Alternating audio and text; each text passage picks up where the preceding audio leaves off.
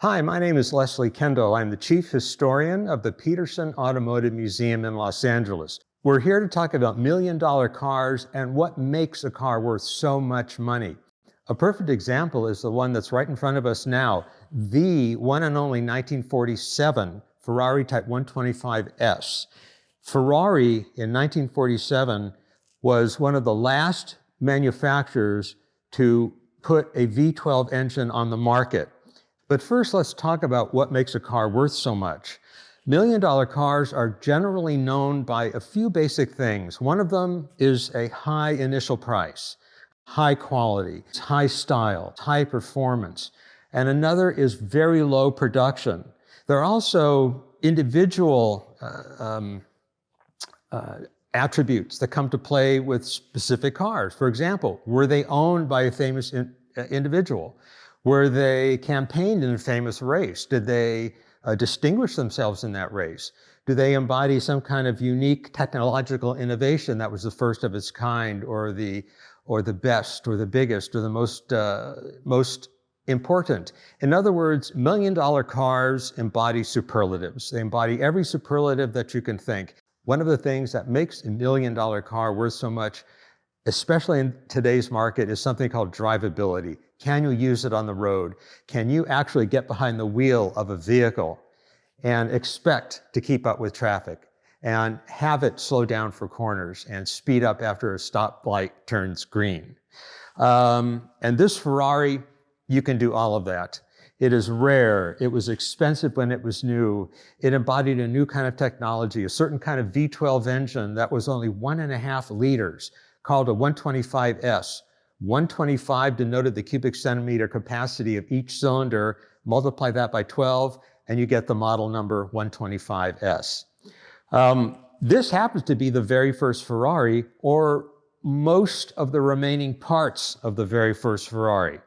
The body had to be recreated, but the mechanical bits are substantially original.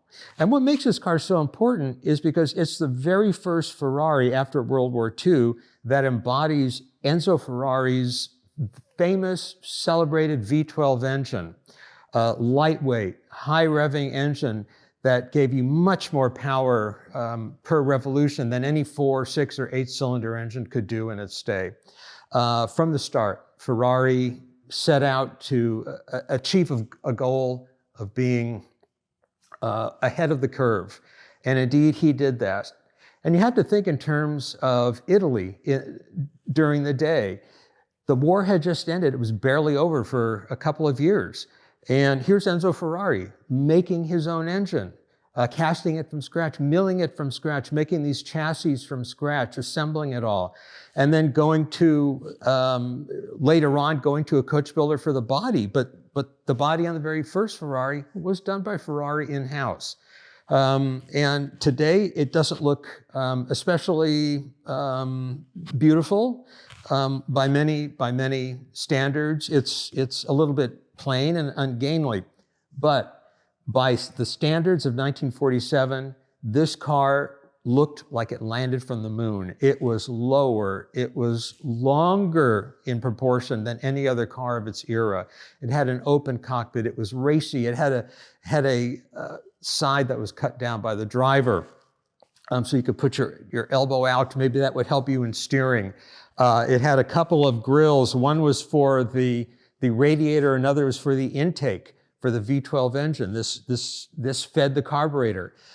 So you've got a car that embodies rarity. This car is important because it was the first. It was the very first Ferrari to be called a Ferrari. Now, Enzo had made cars before. They were called Auto Avio Costruzioni 815. In terms of quantity made, it is believed that this is only one of 2 of this exact type of Ferrari. Ferrari went on to experiment with many different types of engine configurations. He even had a 2-cylinder engine that he experimented with but never ended up in a car. So you can tell that early on, he was thinking way ahead of the game. He was way ahead of everybody, literally and figuratively. This little Ferrari may not have won its first race, but its influence on the racing realm was immediate and enduring. Eventually, many more other manufacturers came up with their own V12 engines.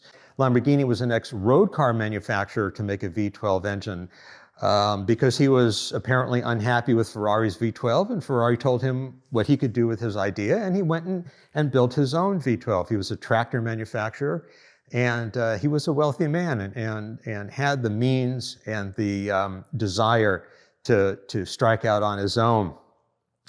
But looking at a car like this, in a way, it helps to know it's valuable. Most museums, most collectors like to downplay the value of their cars, but when we understand that a car is worth well into 8 figures like this car is, it helps put it in perspective. It helps the general population look at the car and they say, that is worth 8-figure sum of money. I need to pay that more attention. I need to learn more about that car so that I can enlighten myself about what makes a car so valuable. And in this case, the Ferrari embodies every possible positive attribute you could want in a car.